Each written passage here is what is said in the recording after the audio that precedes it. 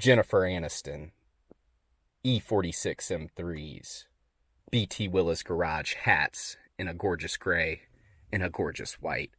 What do these things all have in common? They're all beautiful and timeless. Get yours today by leaving a comment on this video below. What's up, guys? I'm just kidding around, but you really can get a hat if you leave a comment. I'm going to pick about 5 people and I'll ship it to your house. So the purpose of today's video is to show you how to dyno a F30 BMW. So I've had quite a few people send me messages, direct messages on Instagram, leaving comments that they can't dyno their car properly. So what I'm going to do today is show you guys what I do and teach you about the gear, how to turn traction control completely off, and we'll dive into that. Welcome to the channel. Merry Christmas. It's about to be Christmas, so if you're watching this later, that's kind of weird. But anyway, guys, let's get started.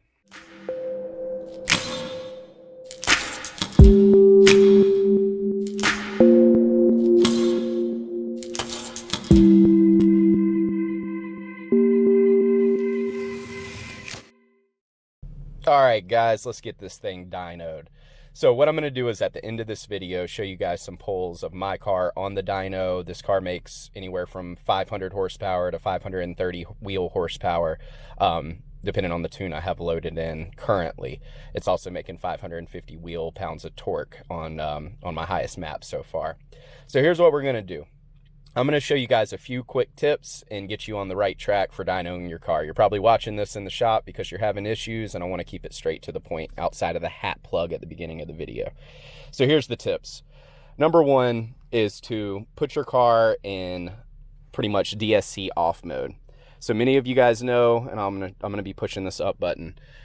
Whenever you put it into sport mode, everything's good. You put it in Sport Plus mode, it looks like traction control is all the way off. It's actually dynamic traction control activated. So it still has torque limiters when you're in Sport Plus, and there's some things that can prohibit you from getting the full amount of power. Here's what we're gonna do to fix that. We're gonna come down here to this button that says traction control off. I'm gonna start holding it, and I'm gonna show you what it does on the dash. DSC inactive is what we want. We're not going to hit any torque limiters. It's going to allow the car to pretty much operate freely without the computer kicking in as much as it normally would. So that's tip number one. Now, when we're on the dyno, it's important to realize a couple things. One, you're going to put your car in drive. I'm going to move it over to manual mode, and then I'm going to manually shift up, and I'm going to show you what happens then. You see it says S1. When I put it up, it says M1. Now, when you're in M1, you're in the perfect position. I'm going to put it back in park so I don't drive through the garage on accident. You're in the perfect position to manually shift the car unless you hit the kickdown button at the bottom of the gas pedal.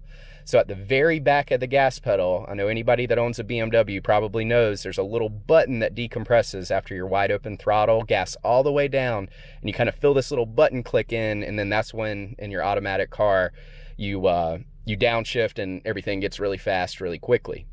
So what we want to do is when we're on the dyno, we do not want to hit that kick down pedal.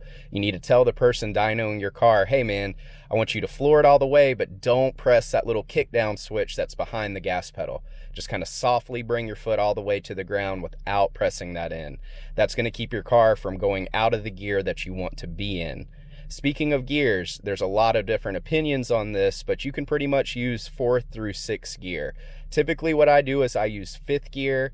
6th gear is actually the 1-to-1 ratio, and I use that as well and always get very similar results.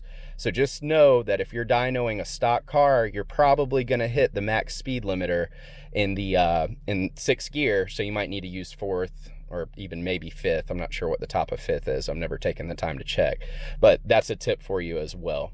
So here's what I'm going to do real quick. I'm going to go out on the road on a closed course, and I'm going to show you in 4th gear what it looks like whenever I click the kick down pedal, you know, from a slow roll, and also what it looks like when I don't, and I'll show you the difference in what I just told you just to make it make sense.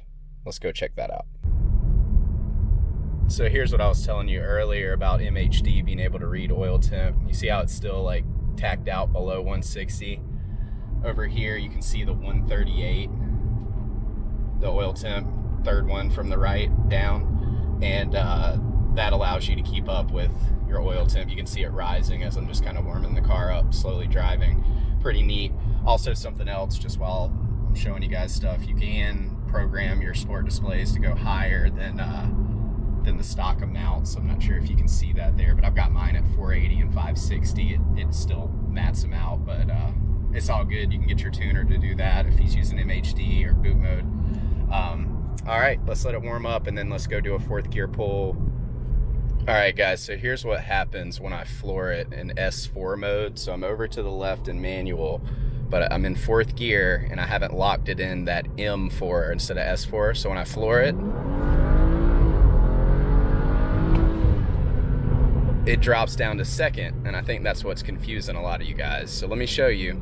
When I manually upshift, it puts it into M mode. Now, it's worth noting I have my transmission tuned using XHP, but I'll try this anyway. I don't think it's gonna work because I have mine tuned to not do this, but I think this is your problem. If I drop it manually to 4th, and then I floor it, that's what you wanna do. You don't wanna click the kick down. You wanna manually just put the gas pedal where you need it to be, which is at 100% without pushing that button. Now, if you have your car XHP flashed like mine on the latest revision, it'll probably hold the gear where it needs to be. These smart guys that are writing the codes realize what problems we're going through, and they address it with these updates, you know, these revisions. So if you have an old XHP version that hasn't been revised, then yours may still be doing that. But you really want your car to be in 4th, 5th, or 6th on the dyno. Ideally 6th, because that's the 1-to-1, but we got to do what we got to do. It still shows good power, even in a lower gear. All right, guys, hope that was helpful.